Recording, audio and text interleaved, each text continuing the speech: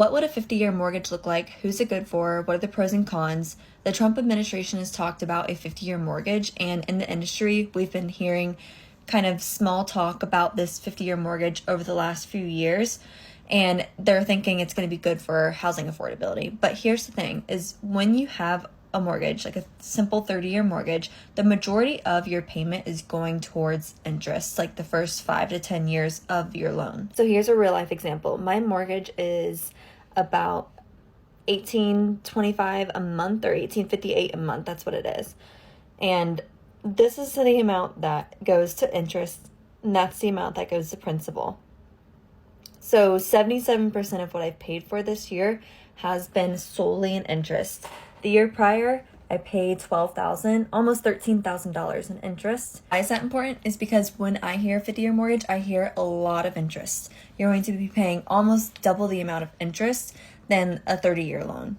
Will it help affordability? Yes, it probably will make your payment lower and it's going to be more accessible, but I would not recommend a 50-year mortgage if you are wanting to sell your house within 5 to 7 years, because you probably won't be able to if you went with a 50-year mortgage option and don't make any extra payments, especially if you don't put a lot of money down. So really you're kind of fighting with like that equity battle. You need enough equity in your home to be able to sell it or refinance or to pull money out of your home. So if you're only paying interest, then your loan balance is staying pretty much the same. And if you didn't have a decent down payment from the get-go, like there's a lot of people out there that can do 3%, 5%, 10% down, and that's fabulous.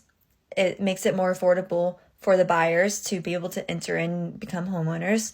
But if you have this 50-year mortgage and you put down 3%, then you basically own nothing and you're paying off practically nothing. So you end up over 5 to 7 years, barely anything. You won't be able to sell your house. Unless if it's just gone up a lot in value, it's going to be harder.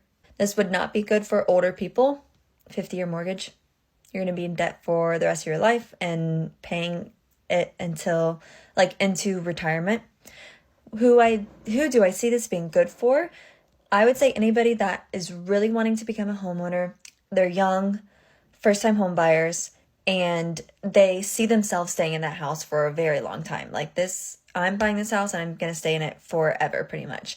Then this would probably be a good option for you. Or if you think that you are for sure going to be getting paid more in the future and you can either pay off the loan or make extra payments, because I think what some experts are saying is like, well, it's 50 years, the worst case scenario, they can pay it off sooner. That's my thoughts. I personally wouldn't do a 50-year mortgage, but that's just me. Let me know your thoughts.